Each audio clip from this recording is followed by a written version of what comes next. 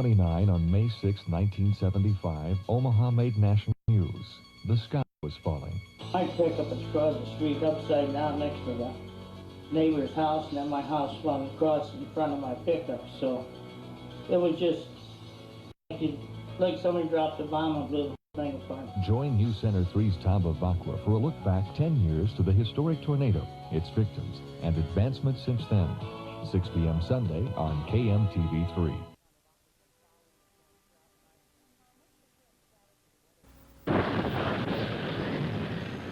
Around 4:45 p.m., May 6, 1975. We're looking south from the Crossroads Shopping Center. It's an awesome sight. One of the largest and most destructive tornadoes to ever strike an urban area is just seconds away. In a period of less than 30 minutes, a thriving Omaha was converted into a disaster area. It was here 10 years ago at 132nd Q where the tornado's fury was first felt. From this point, it moved almost due east along Q Street. A few minutes later, it reached the intersection of 84th and L. It caused considerable damage to the businesses at the intersection. But from this point, it was now heading in a northeasterly direction. Unaware of what was happening just to the south of here, thousands of people were placing their bets at Exarban. By 4:40, however, the view to the west turned horrifying. Around 9 miles and a half an hour later, the storm finally lifted in Benson. During the morning of May 6, 1975, there were a few weather conditions that suggested the potential for severe weather later in the day. George Matula, expert radar technician for the National Weather Service in Omaha, explains. It was a very warm, hazy day. It was very humid. We had a fresh breeze from the southeast to the southwest, and you just knew there was something in the air. It was a potential was there. Mm-hmm. And the forecasters were talking about it the evening before. But in reality, this kind of day is not very unusual for our region during mid-spring. On that day, a tornado watch was issued shortly after noon, but the Omaha area experiences several tornado watches every year. But later in the afternoon, thunderstorms began building to the west, and numerous localities reported heavy rain and local street flooding. Somewhere around 2:30, 3 o'clock, we had some reports of hail and some strong winds, and we checked them out, and there were some pretty good thunderstorms down there, and I think we issued a severe thunderstorm warning around 3:15 or something like that for about an hour and 15 minutes. Was that based on observations or what you were seeing on radar? That was based mostly on observations and verified on radar and from REACT and from the spotters. And then it happened. George Matula suddenly became a very busy man. Around 4 o'clock, things starting to get pretty hot and heavy, getting all kinds of severe weather reports, and I was checking the southwest edge of the screen, and my other colleague was checking the western Iowa section of the screen, and I just happened to stop the antenna on what I thought was a very suspicious-looking cell, although I was shooting through the thunderstorm all the way down into southwest Omaha. I just happened to stop it at the right spot, and I picked up what was the beginning of the what we call a vault. Was a debris clear area, like a vacuum, and there it was, just like a little snake on my screen. And ironically, or to good luck at the time, one of the spotters at the same time saw a funnel develop. By 4:30, the tornado roared into the southwest corner of the city. In fact, there could have been more than one funnel. The main storm moved along near Q Street in the Applewood Golf Course area, where it damaged an apartment complex, and then a residential area known as Bay Meadows. Went in the basement with 2 cushions off our couch and went behind our closet and kept the kids down with the cushions. And I felt them moving, and I hung on, and I felt the closet and everything coming down on me. But I just kept my kids down so they wouldn't be afraid. And then when it was all over, I looked up and there wasn't any house. From there, it crossed Q Street and severely damaged the Wentworth apartments. Now it turned more northeasterly near 84th Street, striking homes and businesses, and it hit hard at 84th and L, severely damaging Grandmother's Restaurant, the Ralston Bank, and H&H Chevrolet. A truck terminal was flattened and semis were scattered about like children's toys. The tornado now crossed Interstate 80, and as it did so, it seemed to intensify.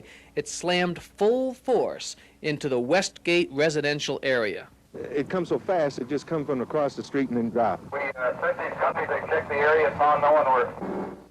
Homes and belongings were scattered. The Westgate Elementary School, located on a hill near 78th and Haskell, was virtually destroyed.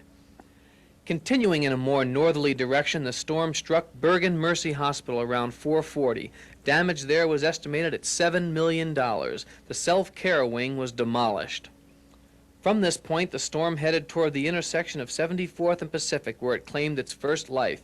A 23-year-old waitress at a nearby restaurant was killed when a water main collapsed and pinned her here in the structure. She drowned in just a few inches of water. The huge Seidel's warehouse sustained incredible damage, as these aerial shots clearly depict. The tornado was now moving north up 72nd Street, where it discriminately destroyed some homes and businesses while leaving others untouched. Well, I was driving down 72nd. I was to 74th, and then all of a sudden, the tornado, I was just right in the center of it. It picked my car up and must have just turned over, and it threw me on Seidel's parking lot. And that's all I remember. Near 70th and Dodge, it plowed through the downtowner motel, where most tenants managed to seek shelter in the basement. One didn't make it. A 23-year-old man was trapped outside. By the time he reached safety, he collapsed and stopped breathing. Another man revived him with mouth-to-mouth resuscitation. As the tornado continued northward, hundreds of homes were destroyed. A church, synagogue, playhouse, businesses, and 2 more schools. By the time the storm reached the Benson area, 2 more people were killed. A woman whose house was destroyed on North 70th, and a man at a gas station near 69th Street in Maple. He was struck by and impaled by a flying board. The storm finally lifted around Ames Avenue near the Benson Golf Course. The storm's toll was staggering. 3 dead, over 200 injured, and more than 2,400 residential units were either destroyed or damaged along the storm's 9-mile path. At the same time, 153 businesses and 23 industrial units sustained at least some damage. And these figures do not include the schools that sustained heavy damage, a post office, a major hospital, and so on. The Omaha tornado has been labeled one of the most powerful in terms of property damage to ever strike a direct blow upon a major city. As bad as it was, it could have been much worse. Much worse.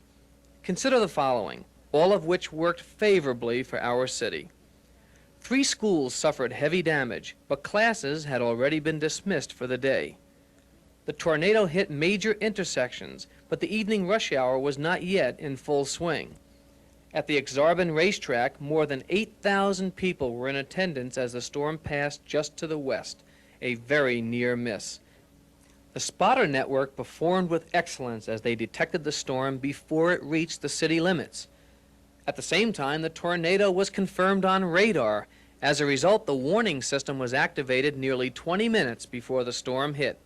And perhaps most importantly, the sirens worked, something we should never take for granted.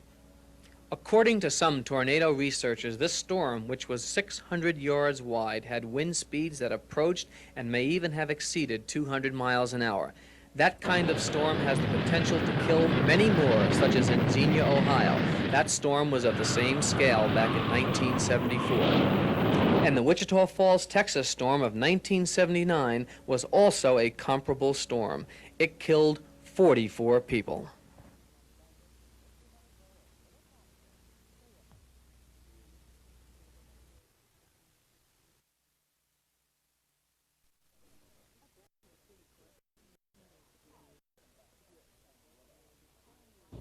Hi, welcome back. Thanks for staying with us.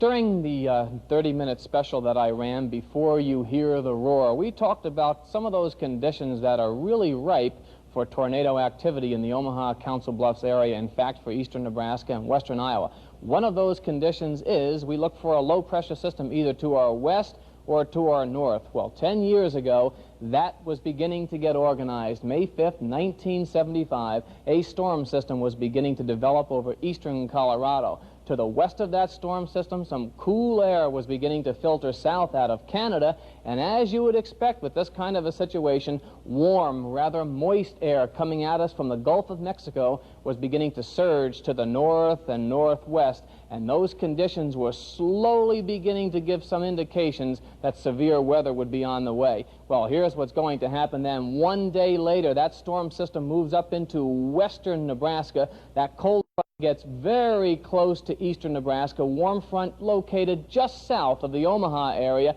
Out west, lots of snow was occurring from Montana through portions of central Colorado, especially at the higher elevations. In fact, Denver, Colorado had 12 inches of snow just before our storm occurred. To the east of the storm front, a continuation of very warm, moist air coming at us from the Gulf of Mexico, and the satellite photograph really tells the story, because to our west, no cloud cover. We had what's called a dry line to the west of us, lots of rain, lots of thunderstorms building right along the Missouri River, and as we zoom into that area, you can see that area of very strong thunderstorms beginning to get organized. Now, way back then, 10 years ago, you may have seen former weathercaster Carol Scott and Jeff Jordan talking about the situation.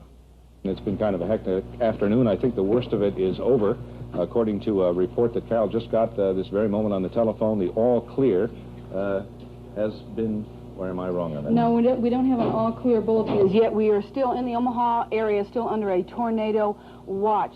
Carol Scott, thank you for coming in. It's a pleasure. And joining us. Listen, I have to tell you, looking at that video from 10 years ago, what was going through your mind knowing that this storm was really tearing up the community? It was just probably one of the most terrifying days I've had in my entire life. Back then, of course, we didn't have the sophisticated electronics that you have now, so it kind of sort of just hit down. We were depending on the wire service, the laser packs, and of course all the reporters out on the street. And basically, it was just sitting and waiting for the reporters to call in and tell us what was going on out there. Carol, so frequently now, I've been here, this is my 5th spring, and we get so many calls during severe weather. One person is seeing a funnel cloud here, there's a touchdown over here, and we have to assimilate all of that stuff, and most of it turns out that it's not accurate. Right. Did you get a similar situation back then? Oh, we used to have a lot of people that would call in, and you know, tornado, people get real hysterical when you say the word tornado, and of course there would be false calls, and we'd have to check it out with the National Weather Service and so forth. But what can you say about the big one? It hit 4:29, I think, in the afternoon, 132nd in Q, and barreled northward. Didn't take the typical northeastward route, went straight north. What were your first indications that, in fact, a major tornado was destroying a part of Omaha? I think probably the first reports came in when Wentworth Apartments was leveled, and it took all of the water out of the entire Olympic-sized swimming pool. And when we knew that devastation had occurred, we knew that this was a major one. It was a real strange one because there was a main mother tornado with funnels, 2 funnels that came down, dropped down, went back up, came down through the entire route of the thing. And the combination of the 3 leveled like 2,000 blocks in Omaha, left about $500 million in debts. It was a bad one. Truly incredible. In fact, tornado researchers today still claim that that particular storm is one of the most severe to ever hit an American city. And you were a weathercaster for that event. How do you feel about that? I still shudder when I look back and think about that day. It was really a terrifying day. You know, 200 or 300 people got hurt seriously. 3 people died in that thing. I think the thing that affects me the most, that I will never ever forget, is the fact that that thing went straight down 72nd Street and bypassed Exarban. And the races were going on, and there were thousands and thousands and thousands of people sitting there in that open stadium. And I never forget that feeling when we knew that it was going down 72nd Street and the Exarban races were on. It's incredible to think of what would have happened had that storm been just a few blocks farther east. I know it. Yeah, I know it. It is truly unbelievable. You talk about devastation. How do you react now to tornado watches and warnings? Well, I think I have probably a little bit clearer of an understanding of what's going on than, say, just somebody out there. I probably don't get as panicky as a lot of people do, but then I truly have a lot of respect for severe weather, and at the same time, even though I don't get panicky, I respect what could happen. So I mainly just, you know, do the same things everybody else does, turn on the TV, turn on the radio, listen to all the information, and hide. Yes, hide. Carol, in our next segment coming up very shortly, Roseanne Shannon, who was one of the reporters working with you back then, 10 years ago, she has re-interviewed some of the people that she spoke to just after the tornado, some of whom were injured, and we'll be back with quite a story from Roseanne Shannon. Thank you, Carol, for joining us today. You're welcome. Enjoyed it.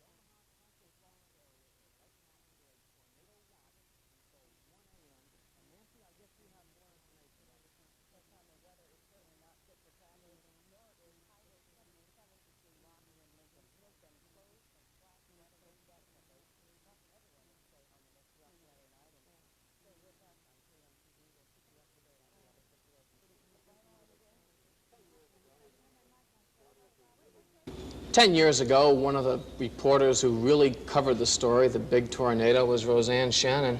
Roseanne, thank you for joining us today. Certainly. You've done a lot of work in the last month or so, re-interviewing people with whom you spoke back then.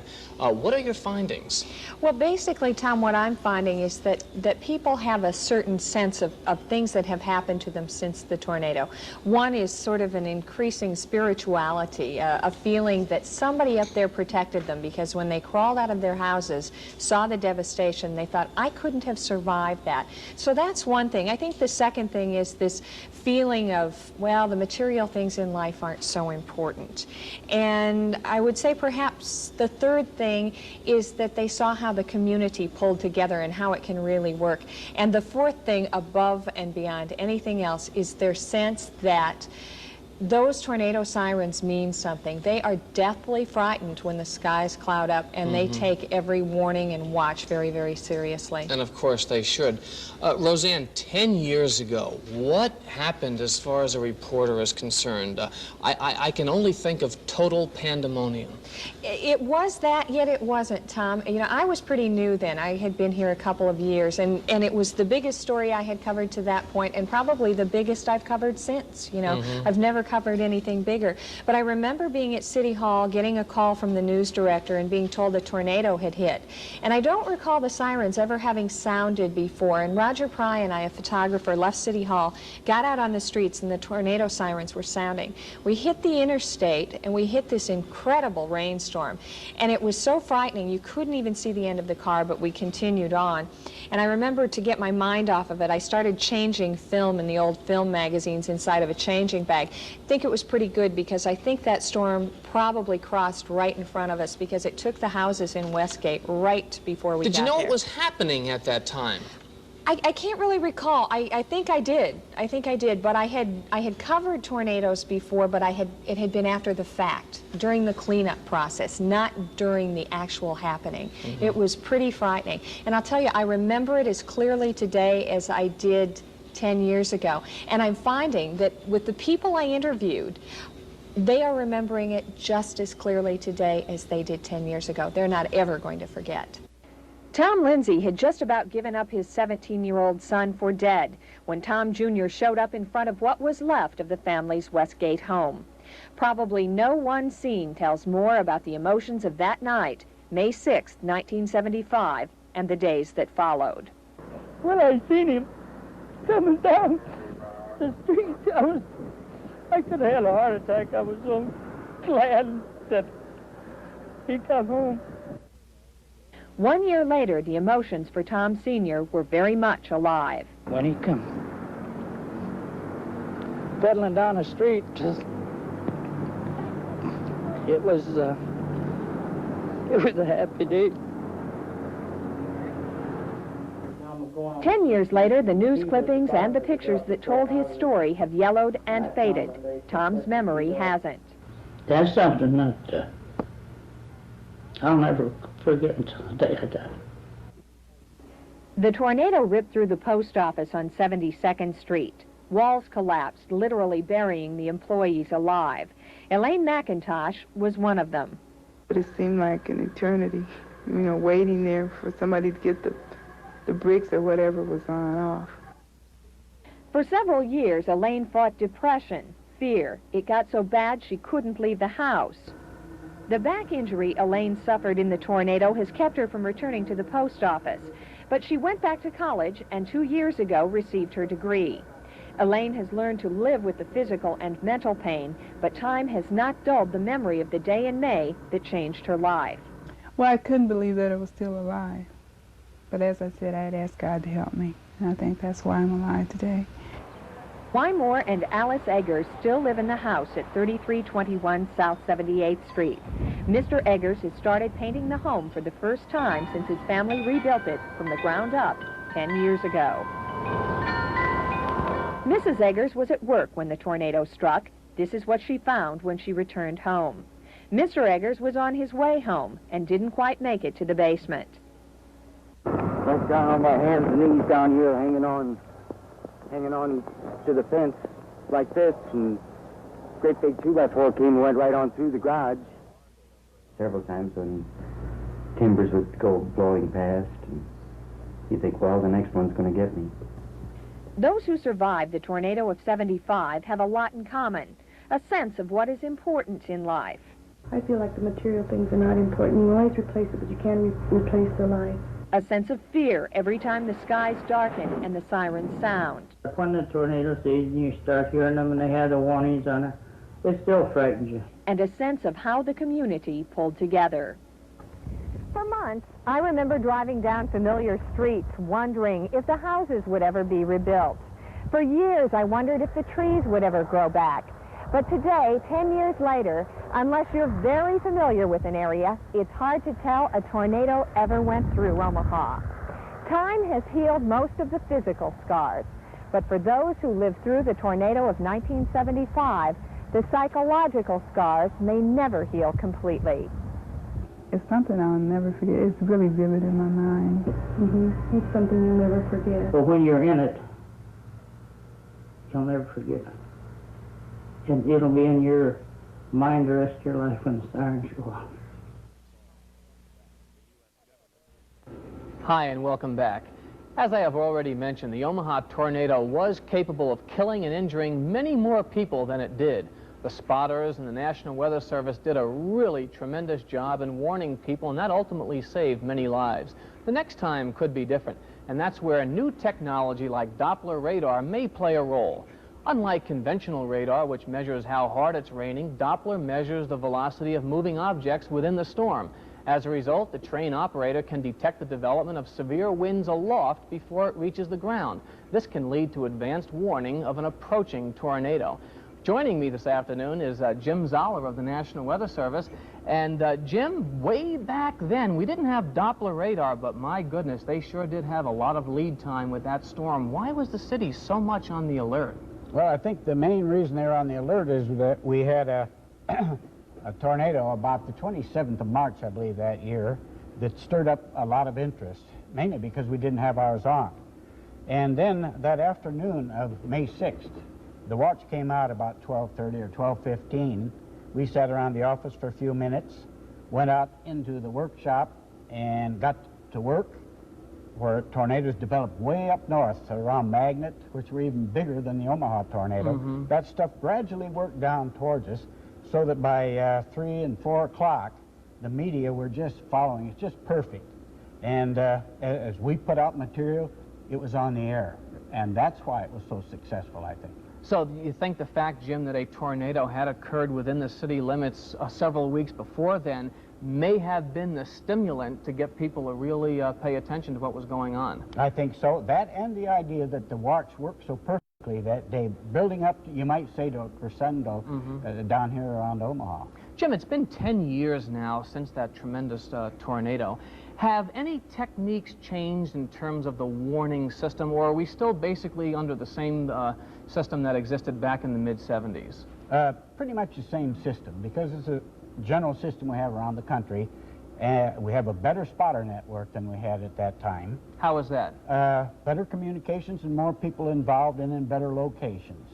And I think it's, they've got FM equipment now, both REACT and the Exarban Amateur Radio Club. So our spotter network is better. We know in the city what to do better, such as blowing the sirens and this type of thing. So I think there's a number of things that have improved during that time. Technologically, Jim, I just mentioned the fact that we now have Doppler radar. Is satellite surveillance better in 1985 than it was in 1975, or isn't that a factor here? Yes, it's better. We get better blow-ups today than we did in those days. We were just getting started in the satellite meteorology end of it. There are somewhat better operations than that, but I think the basic operation when we come into it still comes down to radar, Doppler radar, I guess, and our spotter groups. These are really the things that we're watching with today. Jim, that was a tremendous storm. What would you say is the possibility of something similar to that happening again in Omaha? As soon as a weatherman opens his mouth, he's got his foot in it. And we did have one in 1913, and that was about 60 years before the 75 one. So I would say we got to keep our eyes peeled because Mother Nature's in control. And therefore, Jim, Mother Nature is in control and can prove us wrong. Thank you so much for joining us today. And thank you for joining us, too. And remember, keep your eye on the sky and take care of yourself. See ya.